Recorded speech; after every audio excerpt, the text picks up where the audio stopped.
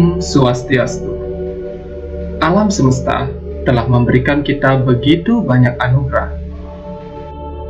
Udara yang segar, air yang bersih, hasil bumi yang melimpah, buah-buahan yang segar, hingga kesehatan yang kita miliki saat ini.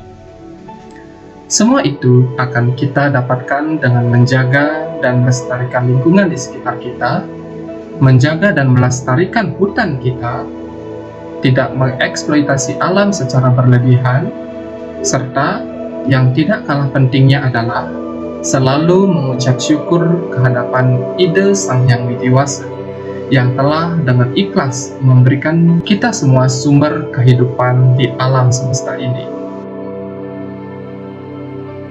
Namun, kerusakan lingkungan dan hutan yang salah satunya disebabkan oleh manusia itu sendiri, baik yang disadari maupun yang tidak disadari, adalah ancaman bagi seluruh makhluk hidup atau biodiversitas. Manusia sendiri sangat bergantung oleh biodiversitas, mulai dari udara segar yang kita hirup, dihasilkan dari pepohonan, makanan yang kita konsumsi dihasilkan oleh tumbuhan dan hewan, serta air bersih yang kita minum setiap harinya dihasilkan dari pegunungan. Namun manusia dengan segala kecerdasannya yang masih dikuasai oleh ketamakan, keserakahan, serta keegoisan yang dengan bangganya mengeksploitasi alam secara berlebihan tanpa memperdulikan kelangsungan hidup lain, akan menjadi bumerang tidak hanya kepada manusia itu sendiri, tetapi kepada seluruh makhluk hidup di semesta ini. Oleh karena itu, kami mengajak Anda bersama-sama menyimak bagaimana pandangan umat Hindu tentang pentingnya lingkungan dan hutan bagi biodiversitas di semesta ini, agar kita semua dapat memberikan kesejahteraan, keharmonisan, dan keseimbangan siklus alam semesta.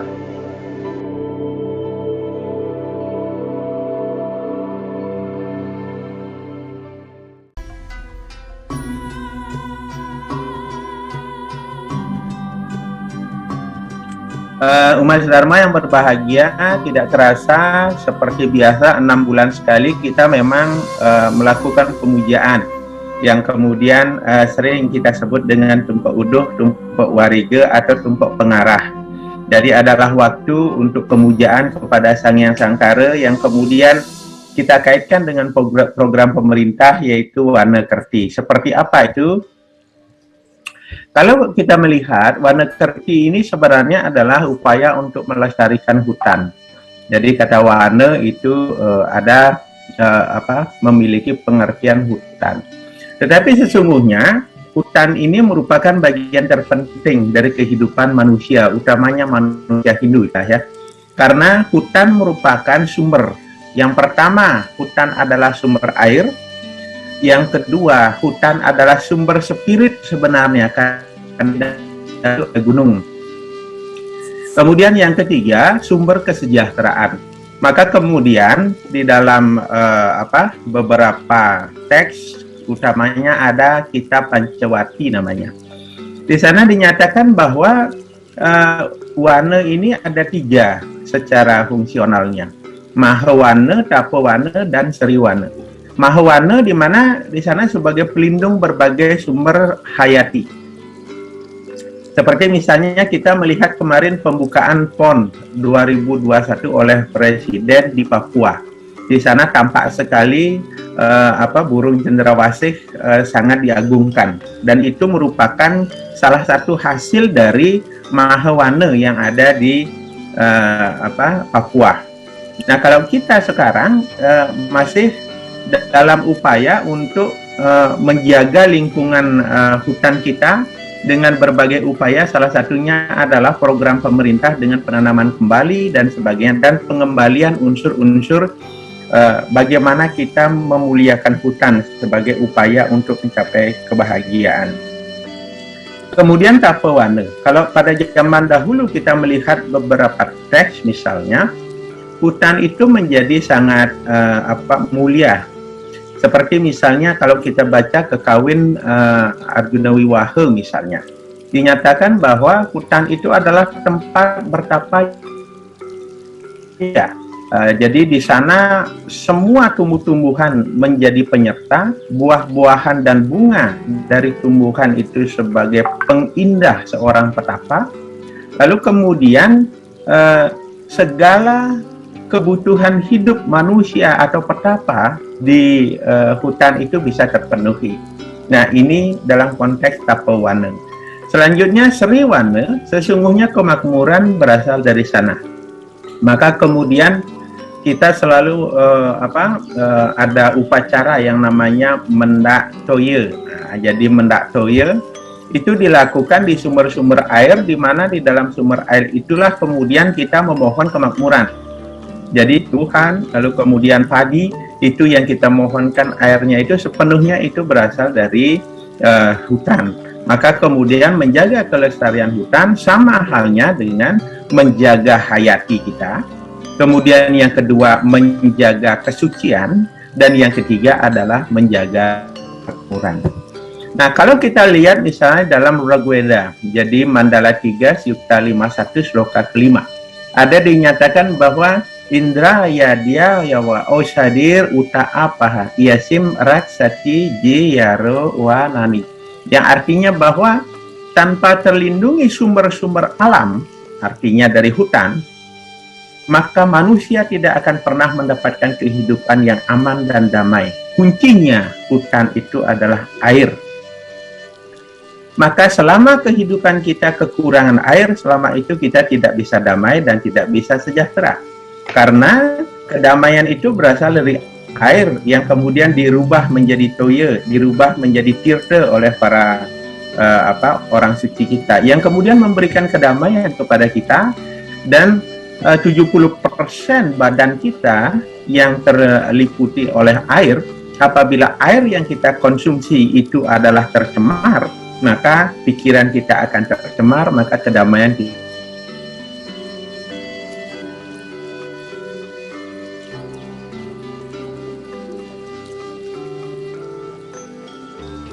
tidak bisa diperoleh. Di mana kesejahteraan ada di sana, maka pada air. Maka sangat penting sekali kita menjaga hutan, menjaga wana, di mana di sana adalah sumber damai dan sumber sejahtera kita. Nah, kalau tadi adalah teks dari Sanskerta itu dalam Rigveda, sekarang kita coba melihat Lontar Sundarigama. Tatanan hari suci di Bali itu sangat tertuang di dalam Lontar Sundarigama. Maka Sundarigama menyatakan dengan sangat jelas bahwa wariga sanes cara kliwon wariga ngaran penguduh puja Kartinira Sang Sangkara. Jadi yang kita puja adalah Sang Hyang Sangkara. Apaan kira umur dia ken sarwaning tumbuh, karena beliaulah yang kemudian menjadi sumber penghidup serba yang tumbuh. Begitu pula dengan kayu-kayu kunang. Dengan demikiannya widi widananya peras tulung sayut tubuh muang pengagung iwatnya guling dari saheraka penyendang tetebus kalingan ya nguduh. Jadi fungsinya itu nguduh dalam konteks ini mungkin membawa berita ya, atau memohon atau meminta. Ikang tanam tuh asetana sekar awah godong agar supaya mereka berdaun, berbunga dan berbuah. Dadi ya urip ikang sarwa jadme sakregeni miwasana kiosat. Nah, ini adalah cara arif manusia Bali untuk menjaga tumbuh-tumbuhan dan memuliakan tumbuh-tumbuhan. Jadi dengan mempersembahkan hal yang sederhana, ini memang ada iwatnya guling dadi, begitu. Artinya ada memang persembahan di pegunungan itu mempersembahkan guling yang namanya ngerasa. Jadi setelah habis panen mereka ngerasakin atau ngerasa itu mungkin membersih ya. Jadi itu menggunakan guling. Tetapi dalam konteks keseharian kita untuk melakukan pemujaan pada tumpuk wariga itu hanya menggunakan bubuh. Kenapa? karena diyakini bahwa dengan bubuh inilah kita mampu memperoleh waranugraha kesejahteraan dari alam. Nah, umat sedharma yang berbahagia, Sanicara Kliwon itu adalah upaya kita untuk mempersiapkan hari kemenangan. Hari kemenangan yaitu galungan. Jadi konteks menguduh, konteks ngarahin itu adalah ngarahin persiapan untuk hari suci galungan. Agar supaya tumbuh-tumbuhan menyiapkan bunga, menyiapkan daun, dan menyiapkan buah-buahan untuk kita gunakan pada piodalan jagat, yaitu piodalan jagat galungan. Maka dengan demikian, kita melakukan pemujaan yang tulus dengan berbagai macam ritual atau upekara, maka harus juga diikuti dengan laku lain. Jadi laku lain yang saya maksud adalah dengan menjaga, dengan memelihara, dan dengan mengembangkan hutan sebagai sumber kehidupan. Jadi sekali-sekali kita perlu ke hutan dan merasakan ketenangan bagaimana hutan ternyata kalau di dalam Arjuna Wiwaha dibuat sangat indah sekali, bahwa kekawinnya kalau nggak salah itu menggunakan wirama wirat ya. Ika ngawukir apak sepajaran. Jadi bahwa hutan itu adalah sumber kedamaian bagi seorang petapa. Taba semelimut ada luang kukap mageng. Jadi kita menggunakan awan, awan itu aun-aun itu sebagai selimut. Lalu kemudian kita menemukan berbagai macam aliran air yang besar. Lalu kemudian diceritakan bahwa dalam aliran air itu ada tumbuh-tumbuhan. Ada kemudian tiung petung yang metegolan ke sungai bagaikan nyauk ieh. Ini adalah unsur keindahan yang dihasilkan oleh warna atau hutan yang perlu untuk kita jaga. Jadi dengan hutan menjadi lestari, maka kesejahteraan umat akan diperoleh. Konteks ini dalam warna kertih sesuai dengan kertih yang kita bangun sekarang oleh pemerintah, maka harus diikuti, ritual ini harus diikuti dengan perilaku nyata, bahwa perilaku nyata ini untuk melestarikan, memelihara, dan mengembangkan. Maka keterhubungan antara Tupak Warige dengan warna kertih itu sangat erat. Artinya warna kertih ini bisa kita lakukan, bisa kita implementasikan dengan cara menguatkan makna Tupak Warige.